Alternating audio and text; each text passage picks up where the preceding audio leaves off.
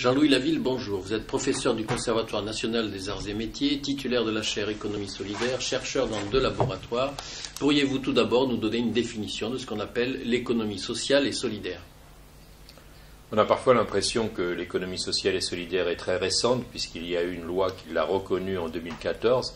Mais en fait, c'est une histoire beaucoup plus ancienne, puisque l'économie sociale et solidaire est née il y a maintenant 2 siècles.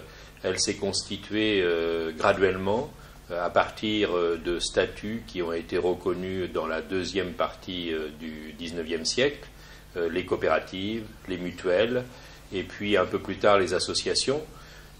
Souvent, là aussi, c'est les coopératives et les mutuelles qui sont considérées comme étant le centre de gravité de l'économie sociale, parce que c'est ce qui a été le plus mis en avant de manière traditionnelle. Mais aujourd'hui, il y a un changement au sens où c'est les associations qui représentent à peu près 80% de l'emploi dans l'ensemble de l'économie sociale. Et puis, il faut aussi mentionner qu'il y a tout un ensemble d'initiatives très nouvelles qui ont apparu dans les dernières décennies, depuis les finances solidaires, en passant par le commerce équitable, mais aussi avec des regroupements originaux qui sont plus vraiment dans les statuts traditionnels, comme les circuits courts, en matière de relations entre les producteurs et les consommateurs. Et ça a constitué une autre façon d'aborder la question qui renvoie à l'économie solidaire. Donc aujourd'hui, économie sociale historique, économie solidaire plus émergente, il y a la tentative d'arriver à composer un ensemble qui soit cohérent, l'économie sociale et solidaire, et qui constitue une composante de l'économie d'aujourd'hui, de l'économie de demain. Donc il ne s'agit pas, contrairement à certains clichés, d'une économie pour les pauvres, d'une économie de seconde zone dans laquelle on mettrait les gens qui ne sont pas capables d'être dans l'économie normale. Il s'agit d'une des formes de l'économie de demain, et c'est en ce sens-là qu'il y a un essor tout à fait impressionnant de l'économie sociale et solidaire, à la fois en France, mais aussi dans d'autres pays. Vous avez parlé du point important de l'économie solidaire dans l'économie française. Est-ce que vous pouvez nous indiquer quelques éléments concernant les perspectives d'emploi dans ce secteur? Alors, c'est vrai qu'il faut déjà se rendre compte que ça représente dans les régions françaises autour de 10% de l'emploi total.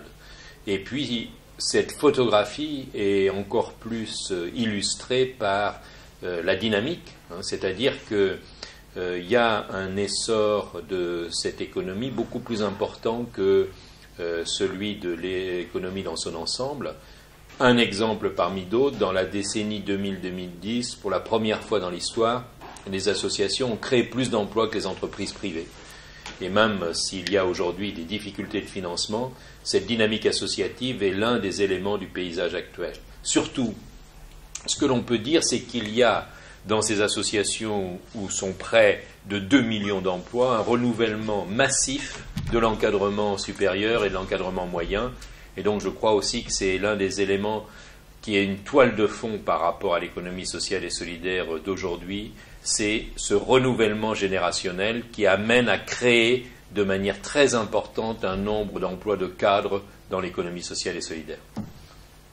Au-delà de l'aspect formation et professionnalisation des acteurs, quels sont selon vous les grands enjeux pour les structures de l'ESS dans les prochaines années? Incontestablement, l'ESS peut jouer un rôle dans la transition sociale et écologique, qui est quand même le défi majeur auquel sont confrontées nos sociétés, et œuvrer pour ce qui est une économie plus humaine, une économie qui soit en rapport avec le besoin des habitants et des territoires. C'est en cela que c'est une économie très actuelle. Et maintenant, si vous aviez un seul et unique conseil à donner aujourd'hui à un responsable d'une structure de l'ESS, quel serait-il?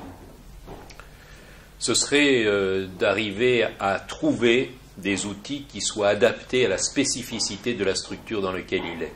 Il faut à la fois s'inspirer de ce qui se fait dans d'autres domaines, mais il faut aussi tenir compte de l'originalité, et c'est un peu ce sur quoi on travaille avec les acteurs de l'économie sociale et solidaire, arriver à définir des outils qui soient opérationnels, qui puissent être mobilisables dans l'action, mais qui respectent aussi ce qu'est l'économie sociale et solidaire dans sa singularité.